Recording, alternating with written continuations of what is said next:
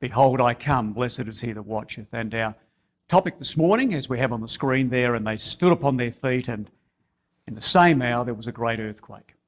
Now, as that title suggests, this morning, as we continue working our way through Revelation chapter 11, we're going to be considering the details of this second great earthquake in the apocalypse. Now, we left our class yesterday and we painted a broad brush overview of Revelation chapter 11. And we made the point that there were three major players in this chapter. We looked at the first two verses and said there are the brothers and sisters given the title, the temple, the altar, and the holy city. And we said that the brothers and sisters in Christ would be measured. It would be a time measure, and they would feel awful persecution over a period of 42 months, 1,260 years. That's the major player, the first major player. We then said the second major player in the chapter were given four titles, my two witnesses, the two olive trees and the two lampstands, and called these two prophets. These would be the two witnesses, the political and religious anti-papal witnesses who stood against the papacy. And what they did, brothers and sisters, by virtue of the fact that they gave as good as they got, they fought. They wouldn't take things lying down, and they therefore provided a buffer, as it were, to our brothers and sisters. Oh yes, our brothers and sisters were persecuted. But by virtue of the fact that there were two anti-papal witnesses who went out and fought, they therefore gave some measure of relief to our brothers and sisters, these two witnesses. And our third major player in this drama would be the Catholic system, the God of the earth, the beast that ascendeth out of the abyss, and twice called in verse 10, those that dwell upon the earth. And we left our class yesterday morning and we posed two questions, or a question. Why is it that 42 months is attributed to the saints, 1,260 years, and yet with the witnesses, it's the same period of time that the witnesses would speak out, but it's written differently? Why didn't God say, well, the saints would be persecuted for 42 months and the witnesses would speak out for 42 months? Why write them differently? Two reasons. The first reason, brothers and sisters, with respect to the same time period expressed two different ways, the first reason that's there is to make sure we clearly understand God is telling us the saints are contrasted to the anti-papal witnesses. Be very clear, they're not the same group. That's the first reason why these two, it's the same time period, but why they're written two different ways. But the second reason is that each of these time periods has a different beginning and a different end. Now, I don't have time to go through with you the fascinating detail about when the treading down of the brothers and sisters began. But I'll just show you the dates. If some of you are new to this, jot the dates down. And by the way, if anybody would like, I don't know, 15, 20 minutes at some stage during our time together, if you want to come and see me, we can sort of get together, 2, 3, 4, half a dozen of us, and I'll show you some amazing things, give you a flow chart and some maps and show you how this treading down of the holy city began and how it ended, and all the fascinating history and detail that surrounded that. Be that as it may, what I simply want to say with respect to the treading down of the holy city, it began, brothers and sisters, the clue to when it began is given to us in Revelation 13, verse 2 and verses 4 and 5. Now, all I'm going to say is this. Some of you are very familiar with this material. Revelation 13, a dragon gives power and authority to a beast. And the beast, with its mouth, blasphemes God, and the saints are worn out for 42 months.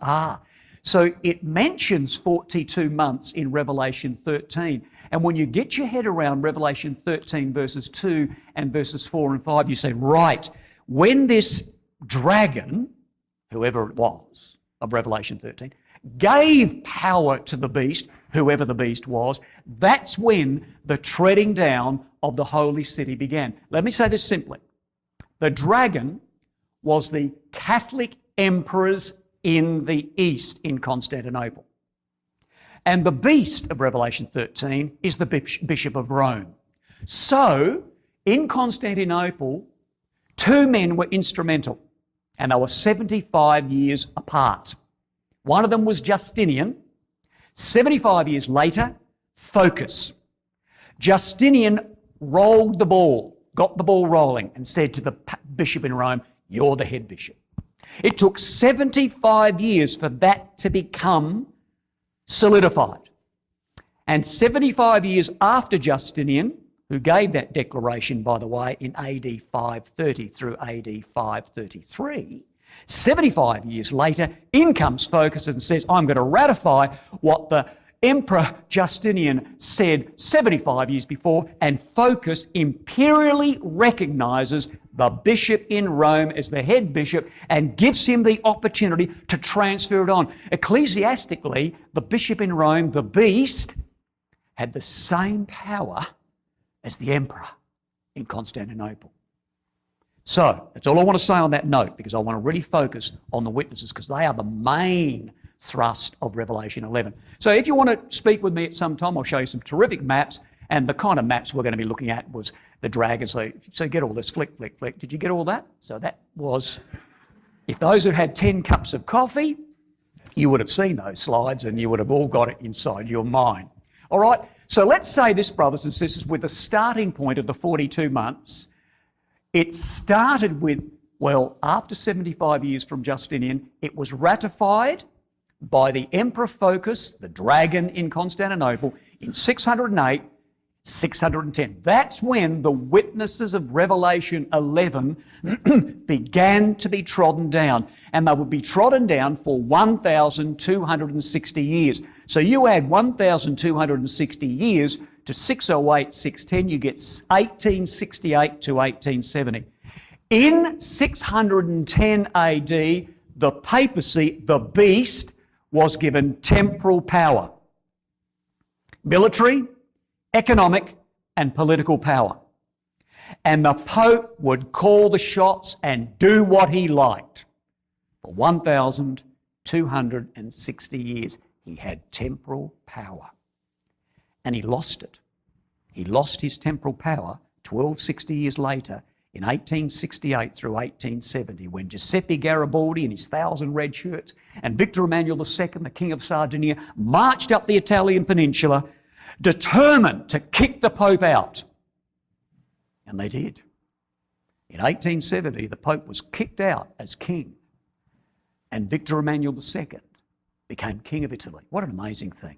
So there we are, temporal power for the Pope for 1,260 years, and lost it. So those two verses, Revelation 11 verses 1 and 2, need to be set side by side with Revelation 13 verse 2 and verses 4 and 5. That's all I need to note. If you haven't got any notes in your margin, then you might like to note that, brothers and sisters, that that's when the 42 months begin, and that's when the 42 months ends with respect to that. Okay, all I need to say about that, we need to move now into the main thrust of Revelation 11, and that's these two witnesses that are killed in Revelation 11 and that come back to life. Now, when did the two witnesses of Revelation 11, verses 3 and 4, when do they begin to witness, and when did they cease their witnessing?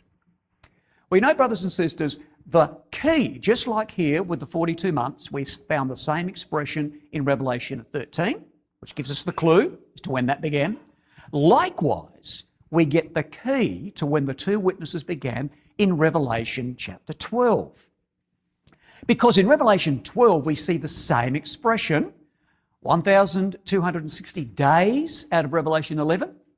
And in Revelation 12, 1,260 days. Now, I'm suggesting, brothers and sisters, that these two witnesses of Revelation 11 began to witness in 312. I just want you to come with me, if you will, to Revelation chapter 12.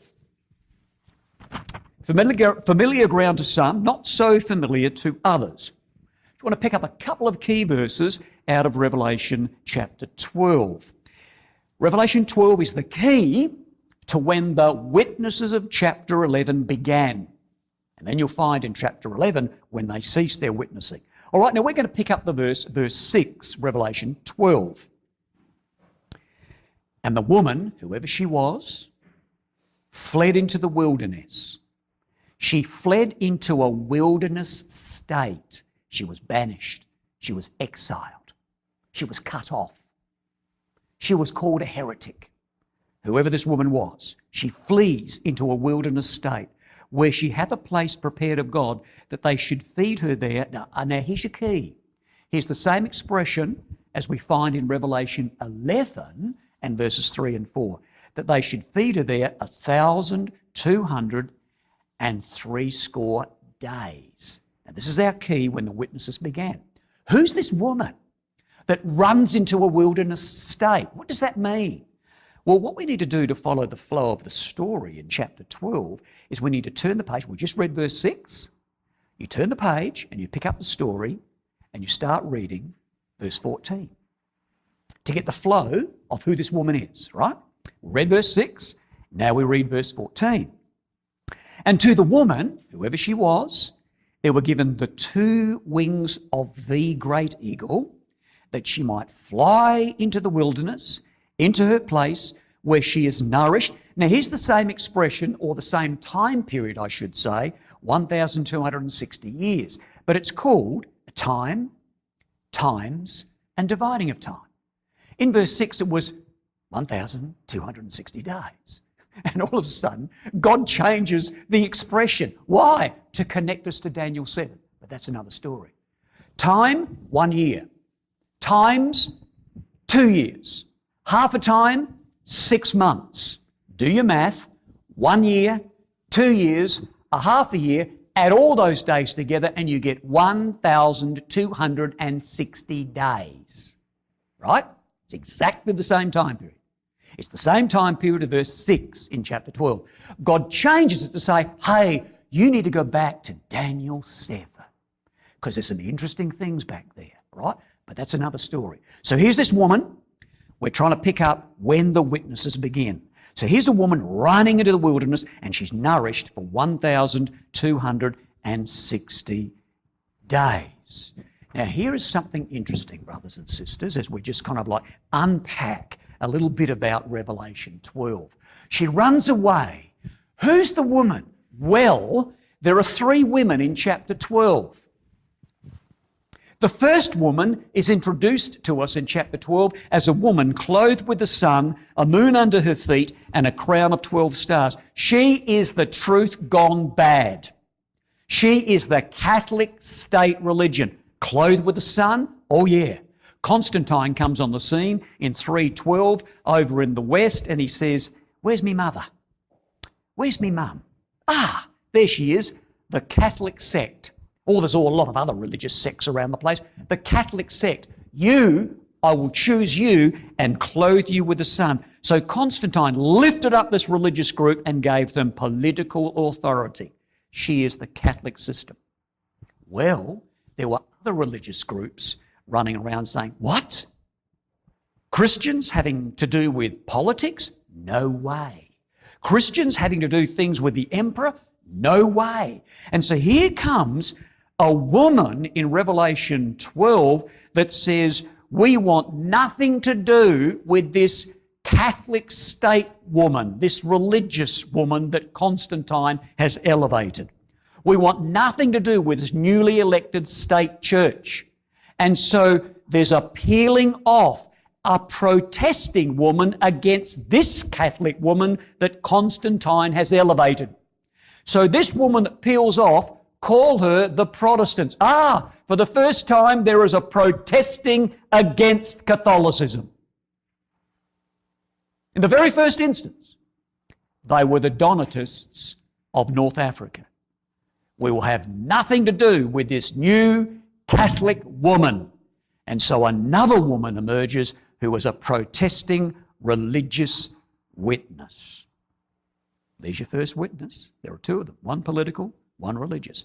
So here are the protesting women, and they run away. They are caught. Well, Constantine said, "You're not going to become a Catholic? No way.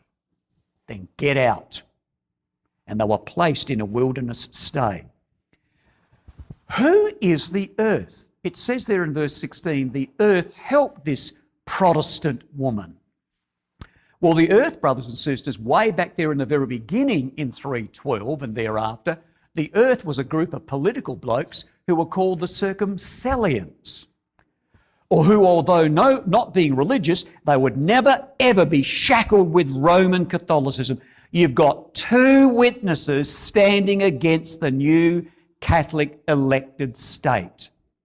The Circumcellions of North Africa and the Donatists of North Africa are the woman and the earth, the religious and political witnesses who would be severely persecuted by the serpent or the dragon. The serpent and the dragon is Constantine in the first instance, his sons thereafter, and all the emperors thereafter that ruled from Constantinople. Where's the altar and the temple and the holy city in Revelation 12? We've got the two witnesses in Revelation 12 that are locked across to Revelation 11. There's your first two witnesses, the religious witness, and there's the political witness, the Donatists and the Circumcellions. If those two witnesses there correlate to the two witnesses of Revelation 11, where would the temple and the holy city and the altar be? Brothers and sisters, right there. So there they are, all three of them, right there in Revelation 12.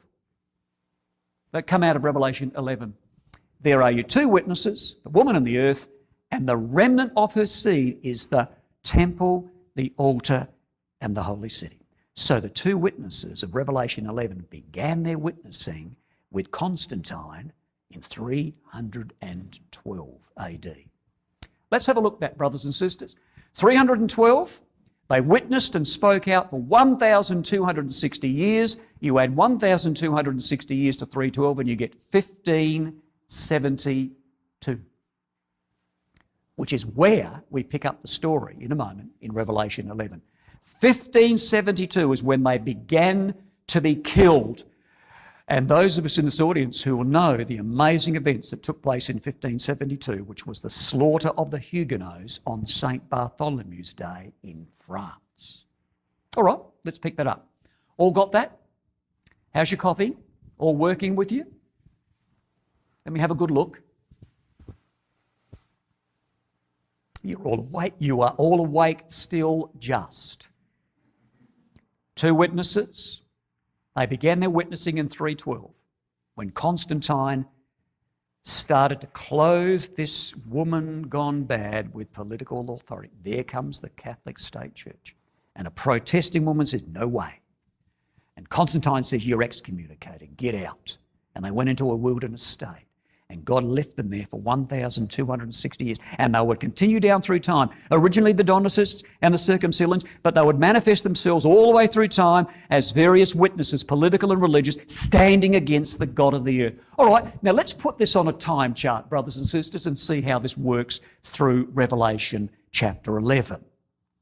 So we've already said the witnesses, the political and religious anti-papal witnesses, began in 312. There they are, they're the woman and the earth of Revelation 12.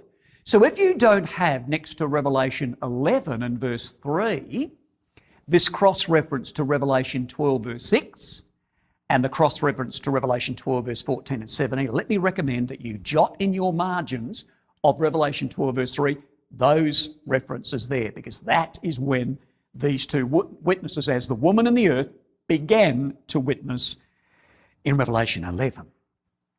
All right, good cross-references to have. And they would witness for 1,260 years. And then, brothers and sisters, in 1572, from 312, they would begin to be slain, as written in Revelation chapter 11. And what happened in that particular time in 1572, there was this awful massacre in France on St. Bartholomew's Day, where the witnesses, note this, I don't want you to trip over this, I want you to note this very carefully. After 1260 years, in 1570, there's Catherine de' Medici, who stood there and supervised the slaying of the Huguenots. And Christine and I actually stood on the very spot that Catherine de' Medici stood as she supervised the slaying of these witnesses in France. These Huguenots, the Huguenots were a very powerful religious and political group. They became the epitome of Protestants throughout Europe. You might be scratching your head thinking, is this chapter really about France? Oh yeah. Now you listen to the evidence that we start to build up in our study this morning. This is all about France. No way, no doubt about that, brothers and sisters. So here we are, Catherine de' Medici supervising the slaying of the Huguenots. But I want you to note that the slaying of the witnesses in 1572 began. It began. Now look at this. Don't trip over this. Something very important before we then start to tease some more of this information out. Let's just have a look at verse 7 of Revelation 11. Be careful about these couple of verses here. Right, Revelation chapter 11 and verse 7. And when they shall have finished their testimony, the two witnesses, the beast, the Catholic system, that ascendeth out of the abyss, shall make war against the two witnesses, and shall overcome them and kill them. Verse 7 is 1572. But the witnesses began to be slain. They began to be politically and religiously gagged. They began to be slain in verse 7. And they were slain, and they were slain, and they were slain. This stuff doesn't happen overnight. History doesn't happen in a blink. And it took 113 years until they were totally and utterly politically and religiously gagged, killed. Because when you spill into verse 8, you come to verse 8. In verse 8 it says, and their dead bodies, the witnesses, shall lie in the street of the great city, which is spiritually called Sodom and Egypt, where also our Lord was crucified. Oh, what a verse that is, which we'll look at in a minute. Verse 8 is 1685. So when these witnesses were killed, and they were killed, and they were killed, they began to be killed in 1572, and a year will go by, and 2 years, and a dozen years, and 24 years, and 100 years, and we get 113 years later, and we're 1685 in verse 8, and they're gone. Politically and religiously, gone. So be careful of that. 1572 verse 7, between verse 7 and 8, there is 113 years, and then there they are, dead in verse 8. And we're 1685. And there's the dead bodies, and John's got his parchment out, and he's looking around, he can see all these dead bodies lying on the street. He's writing this stuff in Revelation chapter 11. So just be careful of that as we work through now a couple of more things in this area. So 1572 verse 7, 1685 in verse 8. All right, keep that in your mind, jot that in your margins if you will. 1572, where they began to be slain. Now what happened? Well, in 1572, there was this fellow that came on the scene, and his name was Henry of Navarre. He was a Huguenot. He was a leader of the Huguenots, originally born a Catholic. But his mum said, it's not good, son, you need to be converted to become a Protestant. You need to be a Huguenot. So he was, and he was a Huguenot leader. And he was the king of Navarre. Now, Navarre is there. So that little green area there, there's France there. He is the king of Navarre, is Henry. Now, Henry's going to get married in 1572, and of all people, he's going to marry the daughter of Catherine de' Medici, who's just slain all these Huguenots, or is about to. A lot of political issues going on here. So Henry, the king of Navarre, comes into Paris, and he's going to marry the daughter of Catherine de' Medici. So in comes Henry, and all his Huguenot mates come in with him. They're going to have a big wedding. And so they're going to have a wedding. Well, all these Huguenots flood into Paris, and the people going, oh, there's something afoot here. And they go to the Catholic king of France, and they say, we think there's a conspiracy against you. We think these Huguenots are out to get you. We better get them before they get you. We better have a little plan. So we'll ring some bells. And when we ring some bells, we'll trap them in the city, and we'll get them. Well, Henry comes in to get married, and 6 days 6 days into his wedding, these Catholics ring these bells. And they slew, in one night, 3,000 Huguenots. And in the months that followed, they slew a further 68,000 witnesses. 71,000 Huguenots were slain by the beast that came out of the abyss, the Catholic system. Well, what was the Catholics' reaction to slaying all of these 71,000 witnesses? What was the Catholics' reaction? Well, brothers and sisters, their reaction is in verse 10. Have a read of verse 10. This is what the Catholics thought after they'd slain 71,000 Huguenot witnesses. They're beginning to be slain in verse 7. Well, verse 10, this is the Catholics' reaction. And they that dwell upon the earth, the Catholics, shall rejoice over the witnesses and make merry, and shall send gifts one to another, because these two prophets, the witnesses, had tormented them, tormented those that dwell upon the earth. So what do they do? Well, there, brothers and sisters, you've got there a coin up there, and there's Pope Gregory the 13th on that coin, and you see on the back of that coin there is an angel with a cross and a sword, and there's another little angel there with a little canopy over there, no doubt looking on with delighted pleasure as they see the slaying of the witnesses. So the Catholics' reaction was, let's have a party. Let's invite our friends. Let's mint a coin of merriment to show that we've gotten rid of these witnesses that have tormented us all of these years. What a shocking thing, brothers and sisters. What a shocking thing. And our God in heaven looked down from heaven, and our Lord Jesus Christ looking down from heaven, seeing these things fulfilled, but it was not a nice thing to witness. The slaying of men, women and children by a system that was as dark and black as night. Well, brothers and sisters, Henry wasn't slain among those 3,000 witnesses in Paris. Henry got out by the skin of his teeth. And then we find that in 1598, Henry is no longer Henry of Navarre. Henry is now King Henry IV of France. He's now the King of France. He was a Huguenot leader. How do you become the King of France unless you're a Catholic? Well, he did get converted to Catholicism. He thought, oh, well, this city needs a mass. And by the way, if I'm going to be king and climb up the ladder of success, I'd better become a Catholic. So here's a Huguenot leader, and now he's become a Catholic. He's not Henry of Navarre. He's now Henry IV, the King of France, the first of the Bourbon kings in France. The first of the Bourbon kings. Louis XVI was the last of the Bourbon kings. Louis XVI got his head chopped off in the French Revolution. So you had these Bourbon kings. Henry IV is the first of them. Well, there he is. He's alive. He's the king. He's a Catholic king, but he's a Huguenot leader. Oh, I better do something for my fellow Huguenots. So he writes the Edict of Nantes, or Edict of Nantes, a religious toleration document. Now there's a copy of the Edict of Nantes, or Edict of Nantes, and there, brothers and sisters, is Nantes there in France.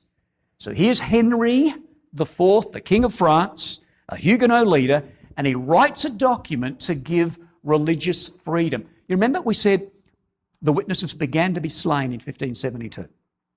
They had their ups and their downs, and their ups and their downs, and their ups until 113 years later, and in verse 8, 1685, gone. Right? So this is a little up.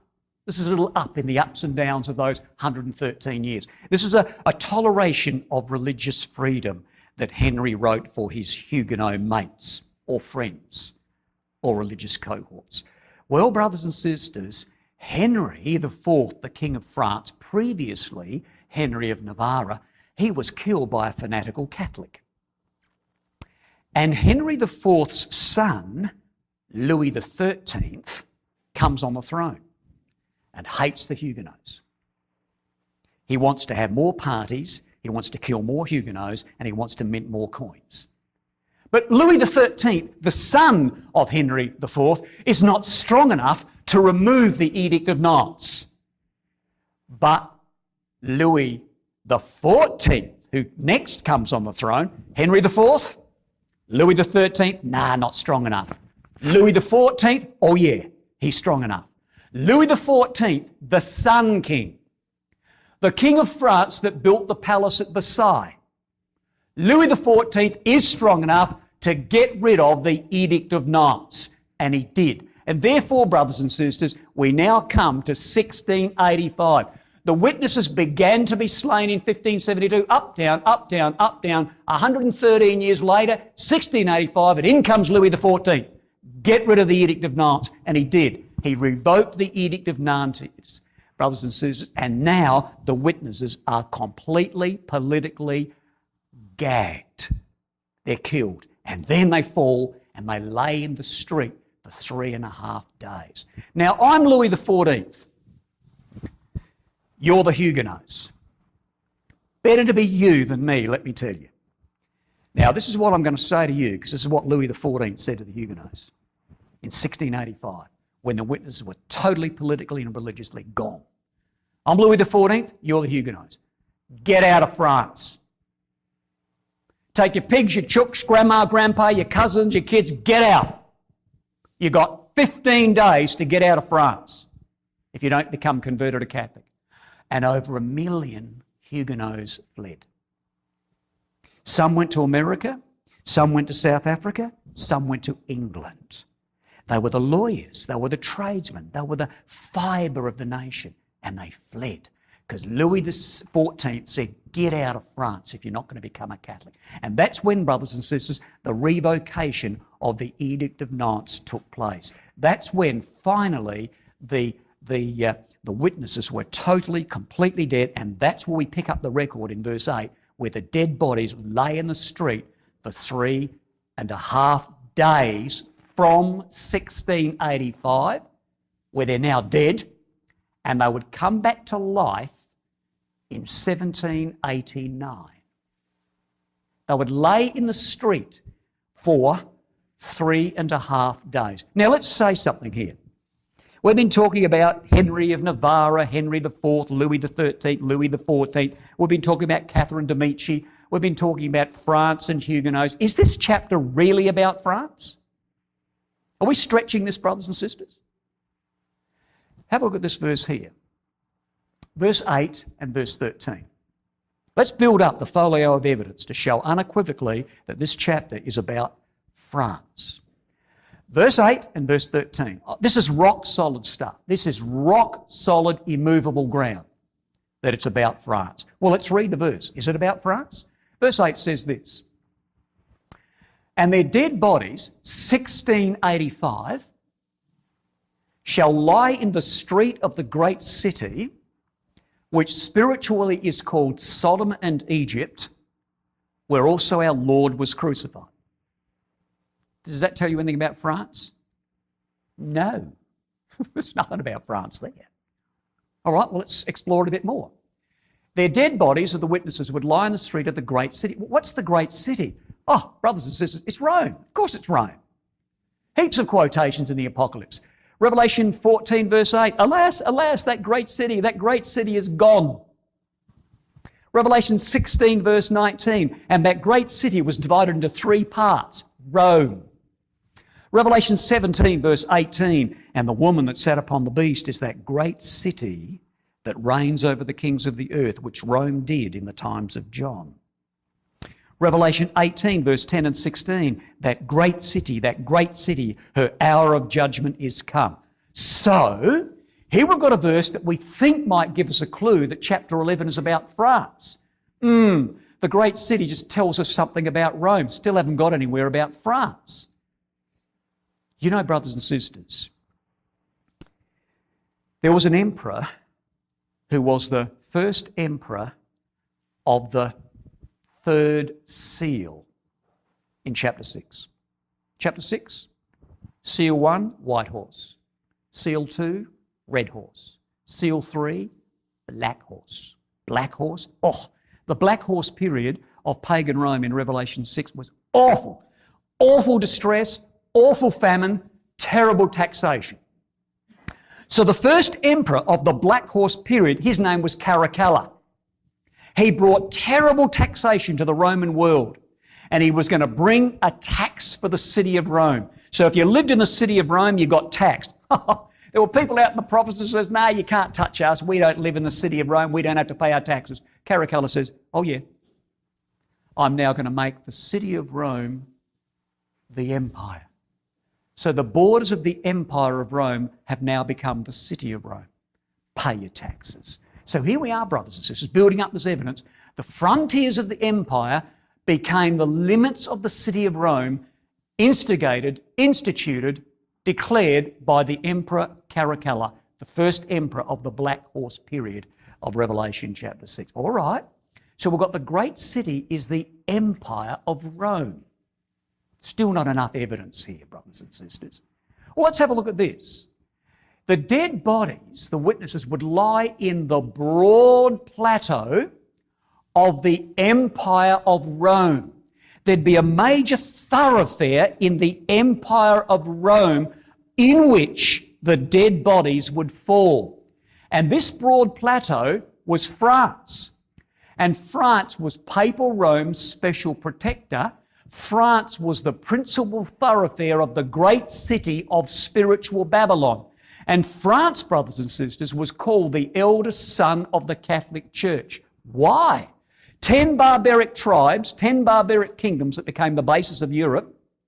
And of those 10 barbaric kingdoms, the Franks, France, were the first to be converted to Catholicism through Clovis, the barbaric Frank, who became converted to a Catholic. So that's why France was called the eldest son of the church, because France was the first of the barbarians to be converted to Catholicism. So we've got a broad support thoroughfare for Rome. Still not enough evidence, brothers and sisters. Are we really talking about France? Well, have a look at this verse here, verse 13. In the great earthquake, a 10th part of the city fell. 10 barbarian kingdoms, and you've got Europe. And 1/10 of those barbaric kingdoms fell. France, the Franks. France fell in the French Revolution. What an amazing thing. Are we stretching it, brothers and sisters? Look at this. In 1639, way before the French Revolution, Thomas Goodwin said this: by the 10th part of the city, quoting Revelation 11, I understand some 1/10 part of Europe. In 1689, Pierre Giraud said, the 10th part of the city which here fell will at some future time appear to be the kingdom of France. That's 1689. Where a revolution will take place about the year 1785. Wasn't far away, only 4 years away. And the separation from the papacy will follow. Do we need more proof? In 1687, Jacques Philippot said this: as the King of France did his utmost to enhance the glory of popery, the broad plateau, the broad support for Roman Catholicism in Europe, which was the great city, well, as the King of France did his utmost to enhance the glory of popery, it will be the King of France who will mostly contribute to her ruin. And yes, you did, King Louis XVI. I take it for granted first that the city here mentioned is Babylon, that is the Papal Empire, the Church of Rome, the empire of the Antichrist. They're the witnesses speaking, brothers and sisters. They're the anti-papal witnesses. They knew who the Antichrist was. And they could read sections of the book of Revelation and go, I can see what that is. Make sure our eyes are open far more than what these witnesses were. Why should there be any hesitation in concluding that this 10th part of the city which shall fall is France? Do we need any more proof? Oh yes. Let's have a look at some more. These witnesses would fall down in the broad plateau. Did you notice before that in the words of Revelation chapter 11 and verse 8, it said, this broad thoroughfare, which is France, where our Lord was crucified?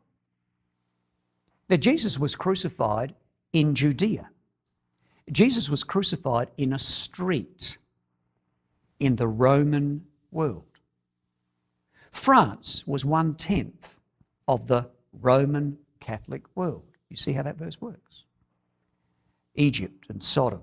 Interesting things about that. Time doesn't permit that we walk down that path.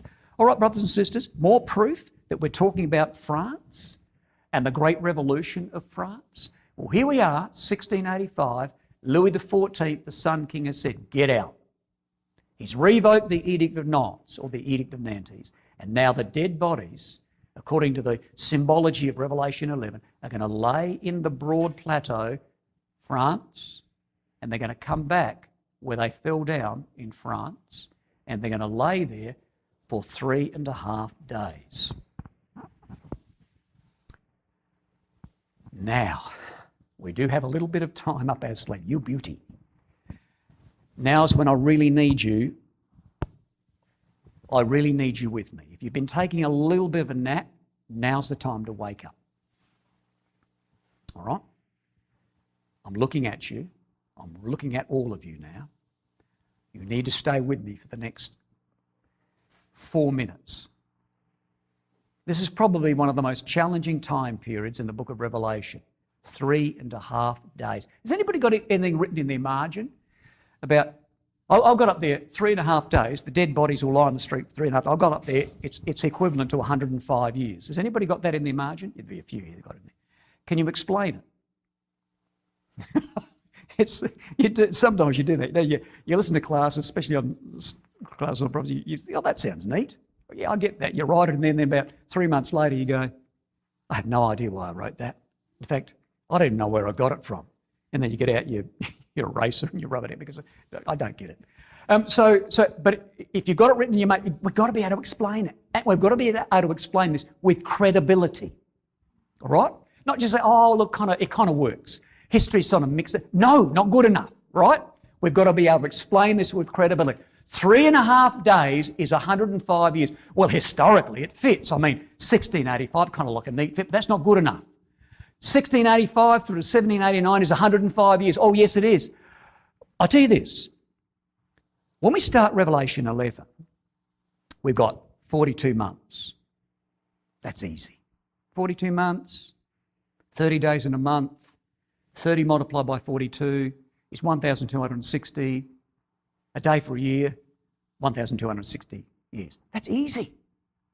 If God, and I say this reverently, if God had maintained that same formula, right, he would have transferred it up into verse 8 and said the dead bodies lay in the street for 3.5 months. And you would have went, I get that. I've been there before. 3.5 months, 30 days in a month, 30 multiplied by 3.5 is 105 days.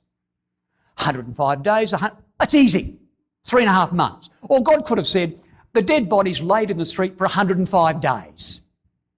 Oh, that's easy. I've been there before. Day for a year. Why didn't God do that? Why didn't he keep that same formula? It would have been all easy. Because it does not fit, brothers and sisters, the decorum of the symbol. It's ridiculous to say that dead bodies fell down and they lay it out there in the open and they were there for 3.5 months and people were walking around them and the dogs were coming and sniffing them and birds. No! You can't have bodies laying in the street for 3.5 months. Jesus says the body stinks after the 4th day. And before they corrupted, God said they're going to lay in the street before they corrupt for 3.5 days. Not 4, 3.5. So God squeezed and brought it to a symbol that fits appropriate behaviour. Does that make sense? You can't have dead bodies laying in a street and have them come back non-corrupted while they're laying there. Because people are walking around and they can see them. And I'll show you how that works. These dead bodies were there. They were there. They weren't corrupted. They didn't disappear. They were there waiting to come back to life. All right?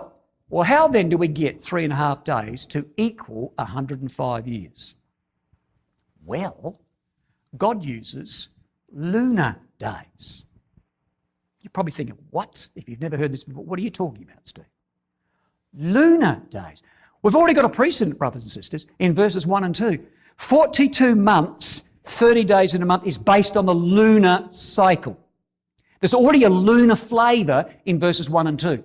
So God uses lunar days, and this is what happens. You see, brothers and sisters, the earth revolves on its axis once every 24 hours. One of our days, 24 hours. But the moon tracks around the earth once every one of our 30 days. Oh, it's 28 point something, but it's rounded off in the Jewish calendar to 30. So the moon revolves around the earth once every 30 of our days. Here we go. Here's a lunar day. 30 of ours. Here's the second lunar day. 60 of ours. Here's the third lunar day. 90 of ours. Here's a half a lunar day. 15 plus 90, 105 of our days. Make sense? One lunar day, 30 of ours. 2 lunar days, 60. 3 lunar days, we're now to 90. A half a lunar day, which is 15, 90 plus 15 is 105. And therefore, brothers and sisters, to make it fit the decorum of the symbol, we've got 105 of our days, which is 3.5 lunar days. Therefore, the bodies remained in a state of non-decay. They could not therefore be called the death of 105 days, so God shrinks that to 3.5 to fit the decorum of the symbol. And the decorum of the symbol requires that solution. So from 1685 to 1789, 105 years, and it's recorded in Revelation 11 as 3.5 days. And there it is. The time it takes for the moon to revolve once around the earth is 30 of hours. 1 lunar day, 30 of hours, 3.5 lunar days is 105 days, and on a day-for-a-year principle, it's 105 years. Are we stretching this? Let's add more evidence and weight to it, brothers and sisters. There was a French historian by the name of Belloc, and he said this. He didn't read Eureka. He wasn't reading Revelation 11. He said this. In Belloc, The French Revolution, page 231. The Huguenots, though no longer permitted to exist as a state within a state, remained for the 100 years between the revocation of the Edict of Nantes and the outbreak of the French Revolution, look, a powerful and ever watchful body. They weren't corrupted. The birds didn't pick them, the dogs didn't ravage them. They were there waiting to come back to life, brothers and sisters, in the French Revolution. What an astounding thing. And when I read historical statements like that, I quiver sometimes, brothers. I wonder whether there's an angel there just guiding the pen of that historian so that we can sit here today and be thrilled with the way God and the angels worked in the times of the kingdom of men, so that one day we can finish that work. What an amazing thing. Well, wow, this is great. This is so good. Almost on time. Who's the next speaker? Brother Steve? Is he? Is he here yet? No, he's not. Let's keep going. All right, brothers and sisters. Now here we are. The witnesses have come back to life. And we are now 1789. The French Revolution is about to take place. And there's Louis XVI. There he is sitting up there, and he's assembled the French Parliament. And we pick up the words in verse 12 of Revelation 11. And they heard a great voice from heaven saying unto them, Come up hither. And they ascended up to heaven in a cloud, and their enemies beheld them. The heaven here is the political heavens of France. Here are the assembled Parliament. And in the same hour there was a great earthquake, and a tenth part of the city fell. So here we are, brothers and sisters. Here's Louis XVI, and he's in trouble. He is in trouble. There's a train that's out of control, and it's coming down the railway tracks. And Louis XVI is saying, I'm in trouble. We've got to get food on the table. We've got to get all of this stuff sorted out. We're broke. We're going down the drain very quickly. And so he assembles his parliament, and he says, what are we going to do? And they all came together, brothers and sisters. As the Estates General, they convened on May the 5th, 1789, by Louis XVI at Versailles in a desperate attempt to stave off civil unrest. There they are, they call them up, come up hither and gather as a political body to try and sort the place out. Now this General Assembly, or Estates General, was established in 302. And it was made up of 3 groups or estates: clergy, nobility, and the commoners. And when they voted, they had a neat voting system. When the clergy and nobility and the commoners got together and voted, you got 1 vote per estate. So if there were 500 Catholics, one vote. If there were 2,000 nobility, one vote. If there were 25,000 commoners, one vote. And the clergy and the nobility made up 2% of France. 98% of France were the commoners. So they'd have a vote, they'd talk about something, they'd get together, and the clergy and nobility say, yeah, we go that way. The commoners say, no, well, sorry, you're outvoted 2-1. That's the way it is. All right? So they're going down the drain, is France, and they call the Estates General together, and they're discussing, and they didn't talk about bread or the lack thereof. They didn't talk about the political crisis. They didn't talk about the economic crisis. They had meeting after meeting after meeting, week after week, month after month, and all they talked about, how are we going to vote? Because they didn't trust each other. How are we going to vote? And in the end, the commoners said, we make up 98%. We're going it alone. And they did. The commoners of the Third Estate voted on the 17th of June to make themselves a permanent National Assembly with or without the other two. And Louis's efforts to repress the new assembly caused widespread rioting and ushered in the French Revolution. Well, brothers and sisters, we finish our class on this note. They stood on their feet. So here they were.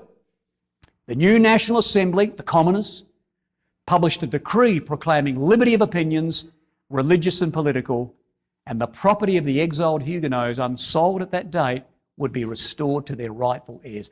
Oh, we finish on this note to just show you how this chapter is about the events that took place in France. Look at this verse, brothers and sisters, as we finish our study. Look at it. And they heard a great voice from heaven saying, the political assembly of the parliament in France, they said, come up hither.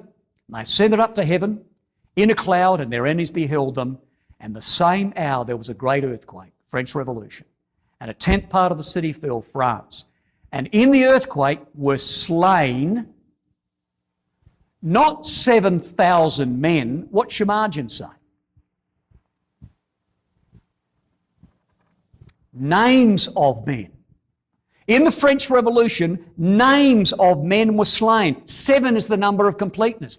In the French Revolution, complete names were obliterated. And of course they were, because in the French Revolution, you were not allowed to have a title. You couldn't call yourself a marquis. You couldn't call yourself a duke. You couldn't call yourself a count. You couldn't say mademoiselle. You couldn't say madame. Even Louis XVI was not allowed to be addressed as sire or your majesty. No one had names. In the French Revolution, they obliterated, completely obliterated titles. The Bible says, and the names of men were gone in the French Revolution. What an astounding thing, brothers and sisters. And all you were called in the French Revolution was citizen. Hello, citizen Louis. And here we are, brothers and sisters, in the time of terror. To be an aristocrat meant death. To be a suspect of an aristocrat meant death. Watch out for Skip. He's a count. He's gone. The breath of opposition.